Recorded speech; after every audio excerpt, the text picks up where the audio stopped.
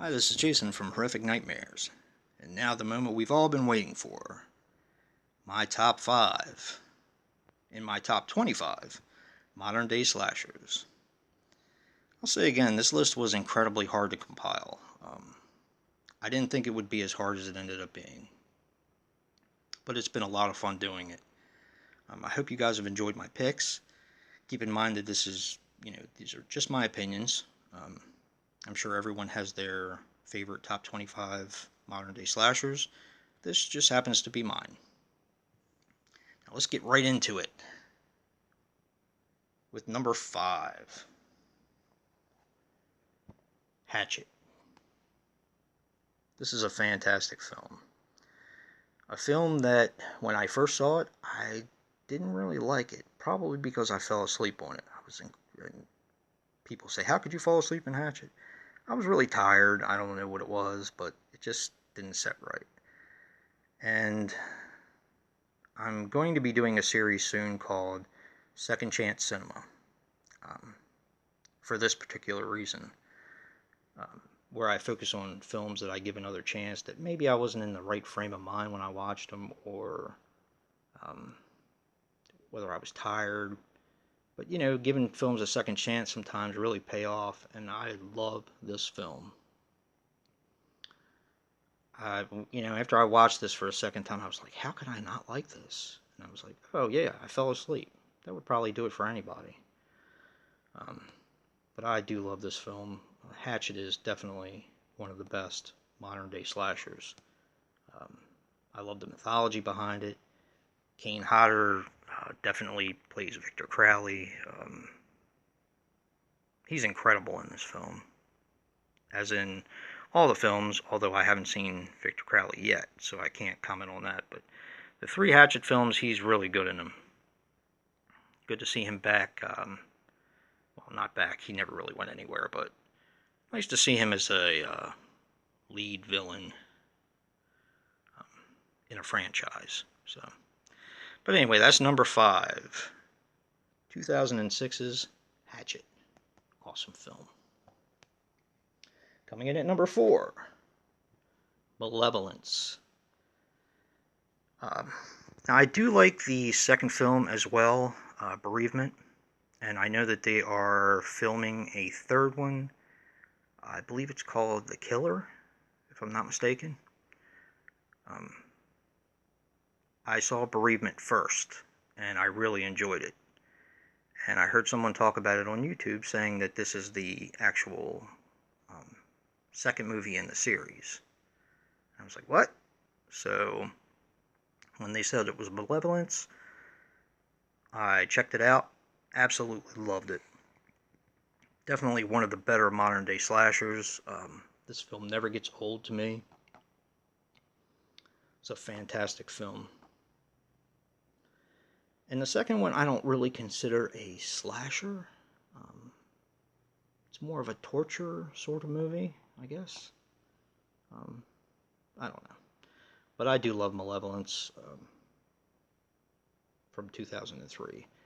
This is a fantastic film that I think deserves more people talking about it. But that is number 4, 2003's Malevolence.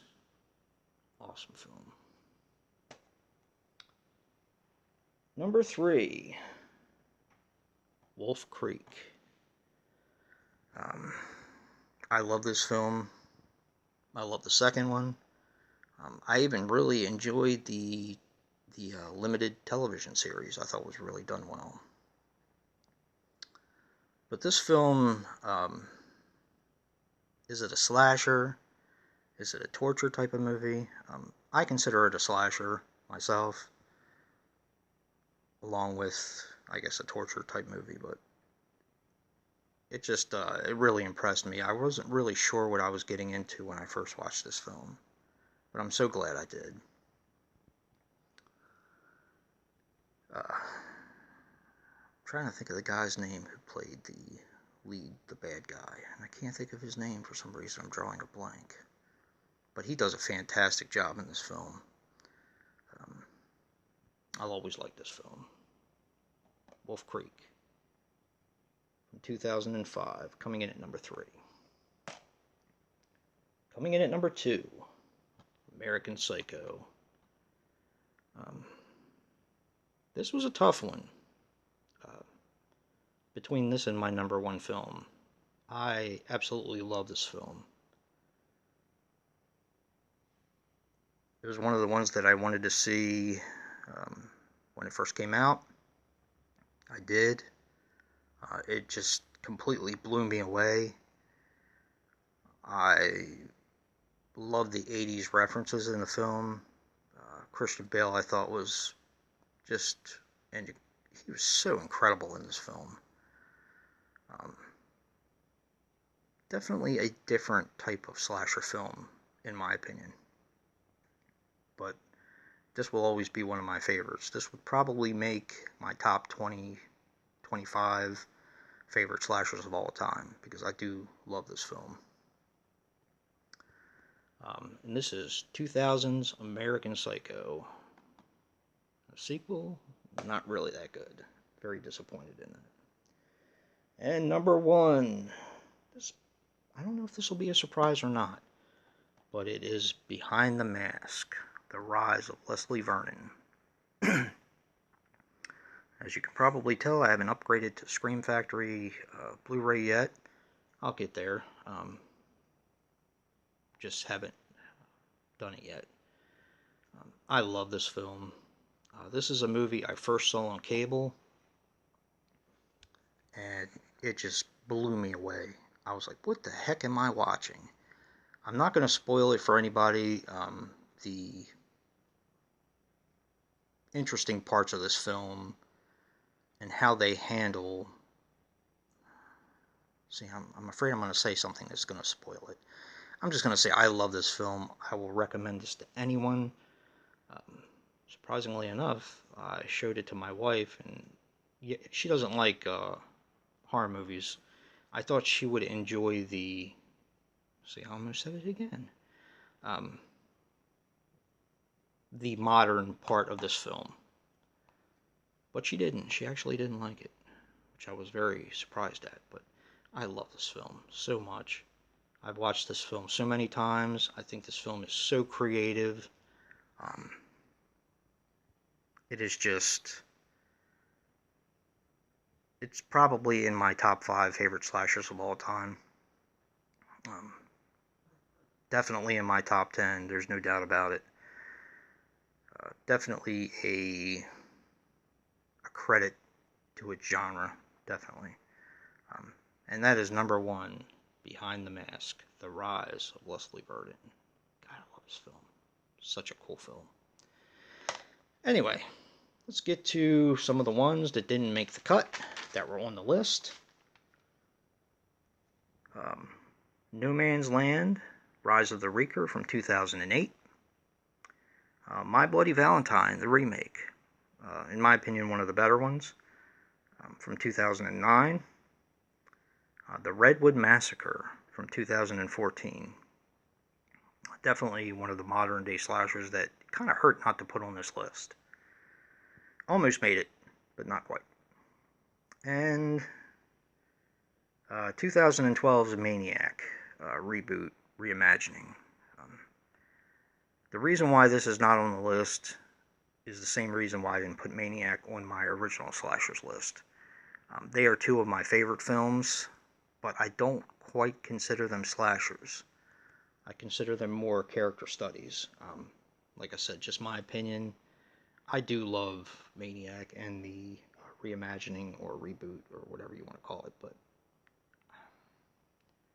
I couldn't put this one on the list and not put the Joe Spinell on my top 25 favorite 80 slashers. I just couldn't find it in my heart to do it. I felt like I was spiting one, or I don't know. It's just my own OCD, I guess.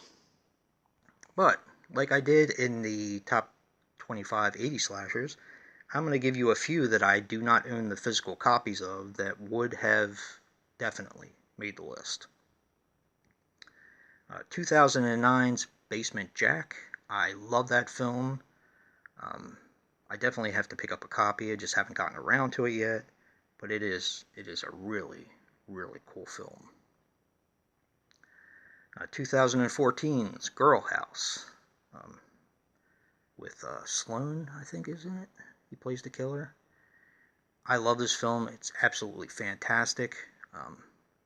The reason why I haven't picked it up yet, it is available on Blu-ray, but it is a burn on demand, and I was kind of waiting for it to get a formal release, I guess, if that'll ever happen. And 2004's Hellbent would have definitely made the list. I know this is one of Andrew's favorites. He actually introduced me to the film. I watched it and I loved it. Thought it was great. Definitely a credit to the genre. So, a couple more that I don't know would have necessarily made the list, but I don't own physical copies of, are 2007's Trackman. I really enjoyed. Of course, I talked about this a little bit. 2008's Cold Prey 2 I thought was really good. And also 2008, a film from 2008 called Gutterballs that I'm sure you guys know about. I really enjoyed that as well. But I hope you guys have had fun watching it. I really had a great time doing it. I appreciate all your great comments. I'd love to know what your top 25 are, or top 5, or top 10, or whatever. Comment down below. Love to hear about it. Or do a video, in response to what Andrew started.